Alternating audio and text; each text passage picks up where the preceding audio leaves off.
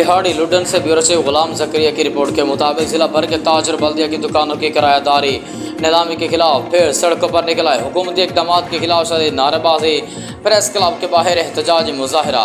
पंजाब भर समेत बिहाड़ी में बल्दिया की मिल्कियत दुकानों की किरायादारी नीलामी के खिलाफ बिहाड़ी के ताजर सड़कों पर, प्रेस क्लब के बाहर हुकूमत के खिलाफ शदीद नारेबाजी, ताजरों की हुकूमत पर शदीद तनकीद। एहतजाजी मुजाहरे की क़यादत सदर अंजुमन ताजरान इरशाद हुसैन भट्टी ने की। इस मौके पर मुजाहिरीन से खिताब करते हुए इरशाद हुसैन भट्टी ने कहा कि कब तमाम ताजर गुज़श्ता 50 सालों से इन दुकानों में कारोबार कर रहे हैं और इन दुकानों को अपने पैसों से तामीर किया। हमने गिरा खुद से ये दुकानें बनाई हैं ताकि अपना कारोबार कर सकें, लेकिन हुकूमत अब हमसे हमारा ये कारोबार और बच्चों की रोज़ी रोटी छीनने के दर पे है।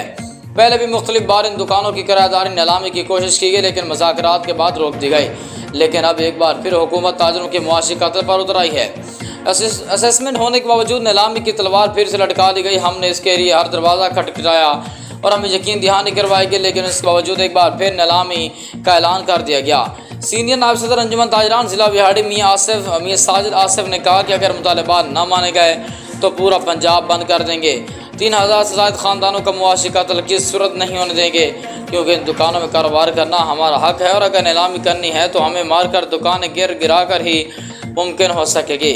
इस मौके पर ताजरों ने मुतालबात के हक़ में शदीद नारेबाजी की।